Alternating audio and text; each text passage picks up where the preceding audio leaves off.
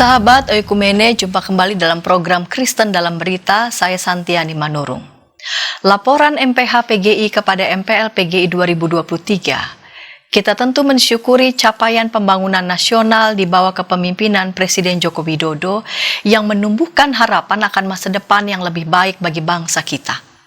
Di tengah perlambatan ekonomi dunia, Indonesia masih dapat meningkatkan pertumbuhan ekonomi yang lebih baik dibandingkan dengan negara-negara lain pada umumnya.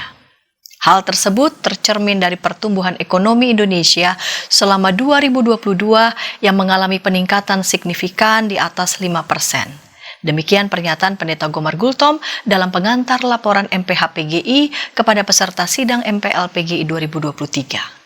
Dalam bagian lain, Ketua Umum PGI ini mengingatkan agar gereja sungguh-sungguh menyiapkan warga gereja dalam menggunakan haknya untuk dipilih dan memilih dalam pemilu yang akan diselenggarakan pada tahun 2024.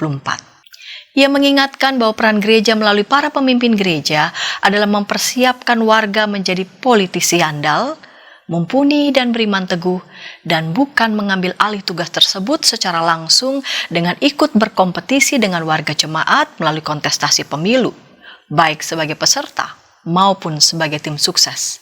Keterlibatan pimpinan gereja sedemikian akan membelah umat karena preferensi pilihan politik yang berbeda-beda. Warga gereja perlu disiapkan dengan baik untuk menjadi pemilih cerdas dan ikut terlibat dalam rangkaian pemilu, mulai dari tahap pendaftaran hingga pada penetapan hasil. Karena itu, imbuhnya gereja sangat perlu melaksanakan pendidikan kewarganegaraan yang terencana, termasuk pendidikan pemilih. Hal lain yang tidak kalah penting yang disampaikan Pendeta Gomar Gultom dalam pengantar laporan MPH PGI ini adalah pentingnya peningkatan kerja-kerja lintas iman dalam menuju koeksistens di tengah masyarakat majemuk. Kerja-kerja lintas iman ini diharapkan dapat memberi sumbangsi signifikan dalam mencegah atau setidaknya mengurangi pemanfaatan politik identitas dalam kontestasi pemilu 2024. Dengan ini, kita berharap aspek-aspek agama dan simbol-simbol keagamaan tidak dipertukarkan dan diperdagangkan menjadi komoditi politik atau ekonomi.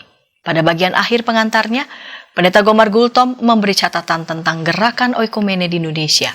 Kita bersyukur gerakan Oikumene semakin semarak belakangan ini yang ditunjukkan dengan semakin meningkatnya minat gereja anggota untuk menjadi nyonya dan tuan rumah persidangan oikumenis dan minat untuk menjadi anggota PGI. Pada saat yang sama kita prihatin dengan konflik dan pertentangan yang memuncak pada perpecahan gereja.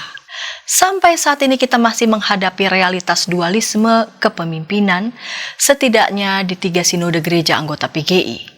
Di samping dualisme kepemimpinan ini, masih ditemukan juga riak-riak pertentangan internal gereja yang bahkan melibatkan aparat negara untuk turut campur.